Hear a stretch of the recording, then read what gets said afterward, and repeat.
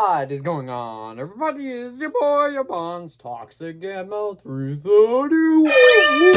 Back at it with another video. And today I'm going to be reviewing, if you couldn't tell by the hat yet again, I'm going to be reviewing another Indiana Jones movie. And this is known to be the least favorite out of the bunch of the Indiana Jones franchise. And I am, of course, talking about Indiana Jones and the Kingdom of the Crystal Skull, which we will be reviewing here today. But before we get to the actual video itself, guys, don't forget to subscribe if you're new to the channel, because number one, it's absolutely free. Number two, we're on the road to 300 subscribers, just 79 away now. I'm really happy about your boy if you did subscribe. That also goes for people that have been watching my channel for a while and haven't subscribed yet. Don't forget to like the video if you like my toxic movie reviews. Don't forget to ring the bell for notifications and notification when I upload, because later tonight I will be seeing Indiana Jones' Dial of Destiny, and I will be doing a short out of the theater review. Don't forget to share the video if you like. Don't forget to share the video, because that also help me out, and do feel free to comment as well. But before we do the review, I always do a quick plot synopsis. So let's do a quick plot synopsis, shall we? So transition and Shazam! It's the height of the Cold War, and famous archaeologist Indiana Jones, Harrison Ford, returning from his latest adventure, finds out his job at Marshall College is in jeopardy. He meets Mutt, Shia LaBeouf, a young man who wants Indy to help him in the legendary crystal skull of Akator, and the pair set out for Peru.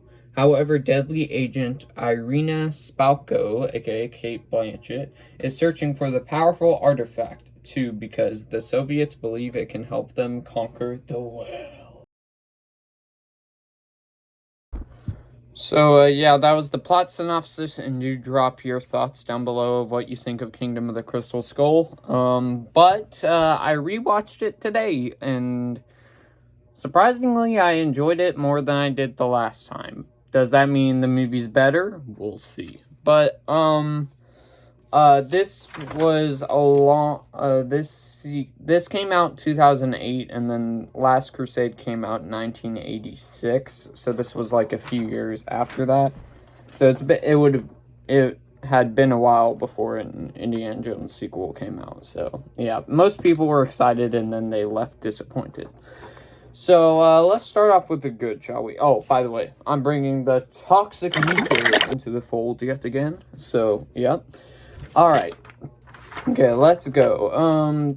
So the good, to start things off, is all the acting performances are good or decent, because most people in this movie know how to act, I would like to say, and they do fine in their roles, and it doesn't bother the film. Like, in Harrison Ford as Indiana Jones is still great.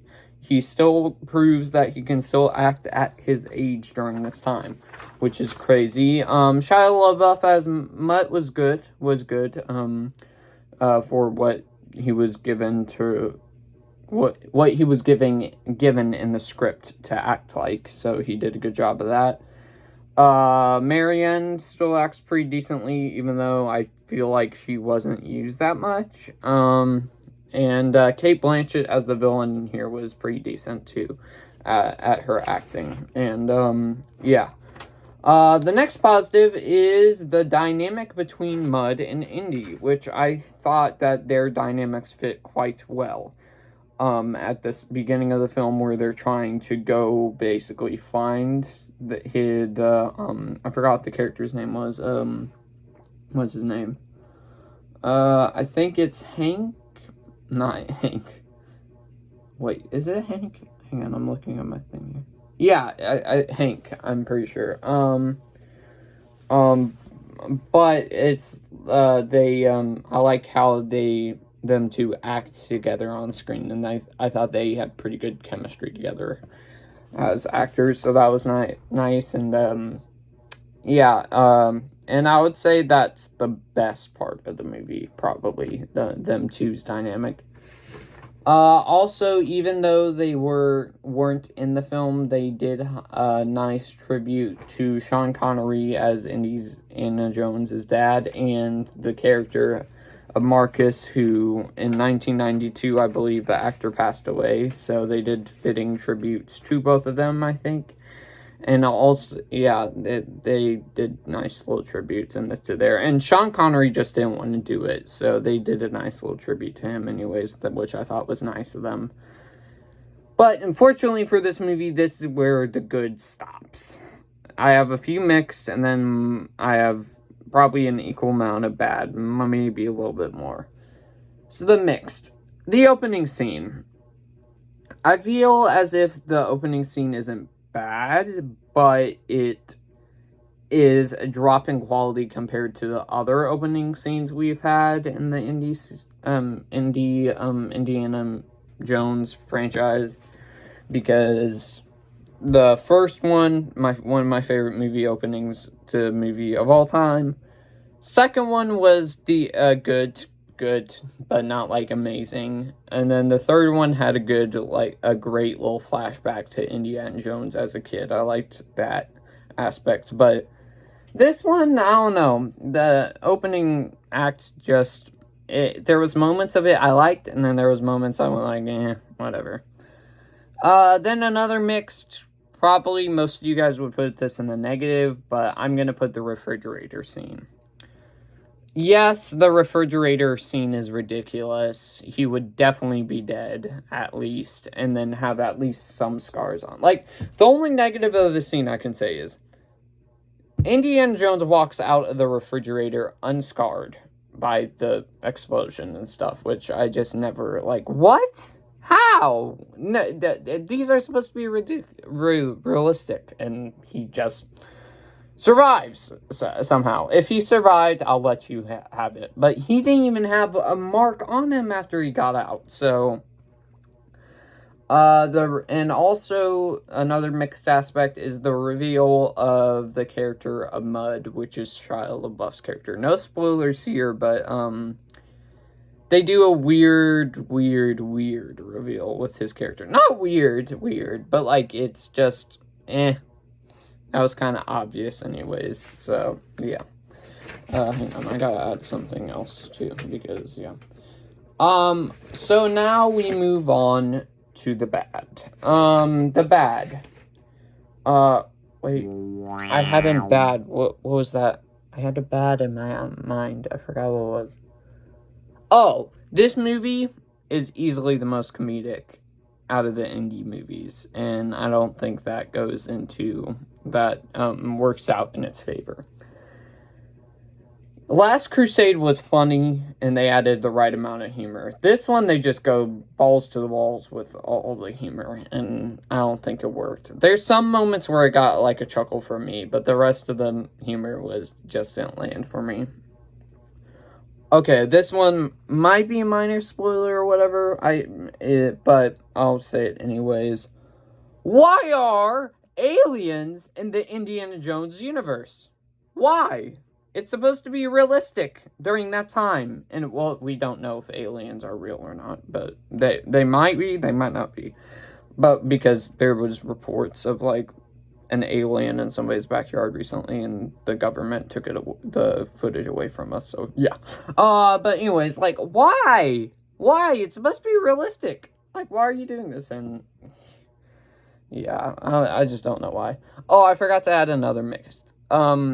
Another mixed is the villain in this film. I think she was a lot better than the one in Crusade, but I don't think, I think she's an okay villain and decent, I think. I'd say she's decent, not bad, but yeah. Anyways, back to the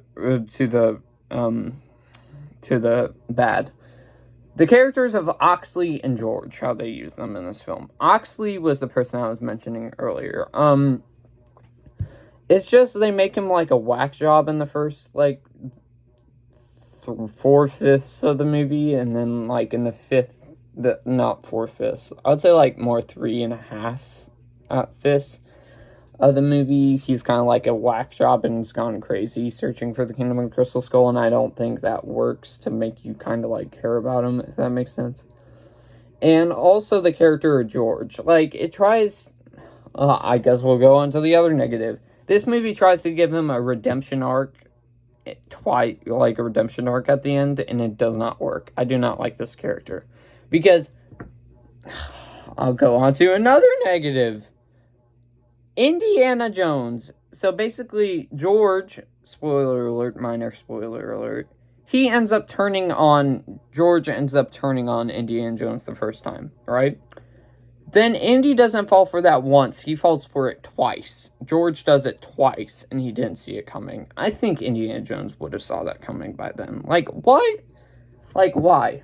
Why? And George, yeah, they try to give him a redemption arc in the final act, and it doesn't work for me.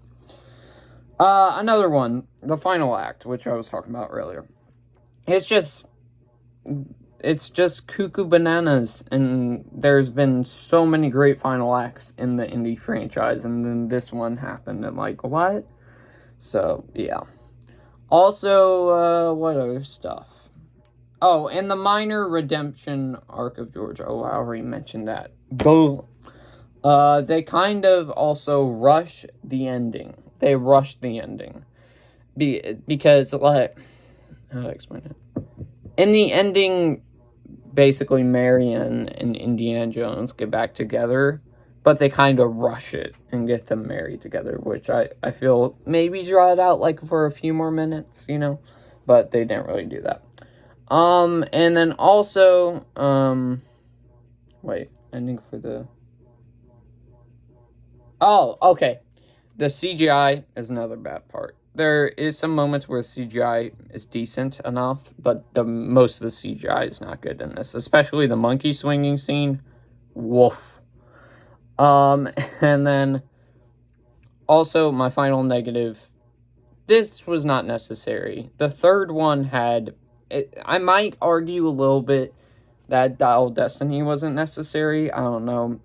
We'll see what I think of the movie, but the third one had a perfect ending to me. Just him, Indy, his dad, Sala, and Marcus all riding horses into the sunset. I thought that was a nice, perfect ending for the Indy trilogy. And then this one, it's just not... sorry. This movie I did not feel was necessary. So...